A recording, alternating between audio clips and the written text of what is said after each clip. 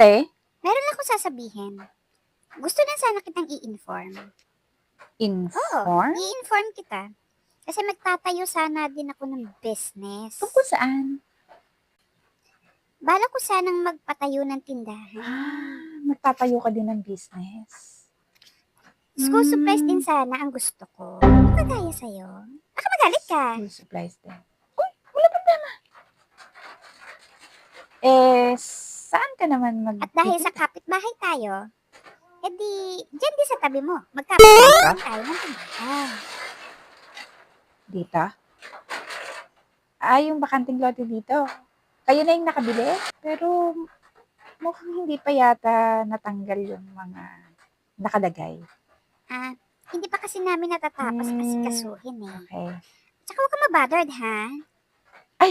Ba't naman ako mababother? Hindi po. Sure? Hindi ka rin threatened? Ay, hindi po ako threatened. Si ate naman. Wala yun. Karapatan nyo pong mag-business. So, kailan po kayo magka-construct? Ha? Wala pa naman. Next month. Hindi pa Hindi next din. month, hindi pa. Kasi yung anak ko, may plans sa abroad. Nasa abroad na po pala yung anak niya. So, pag nagpadala, tsaka kayo. Nako, hindi pa. Hindi din. So, sakit ko ng budget. Budget?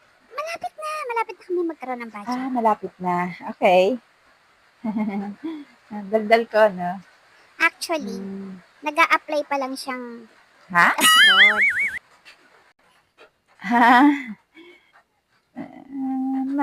Mag-a-apply pa lang po siya sa abroad. Akala ko kasi yung anak niya nasa abroad na, tapos magpapadala ng pera, mag-uumpisa na kayo ng business dito.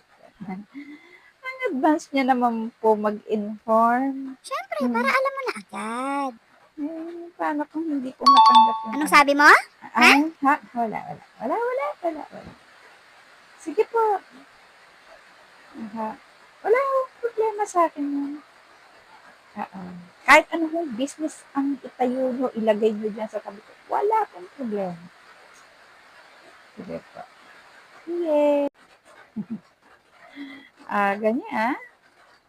Ganyan mag-inform, Kala ko ba naman, patatayuan na agad. Na-apply pa lang pala. Sus. Tagal pa yun. Kung nakatanggap.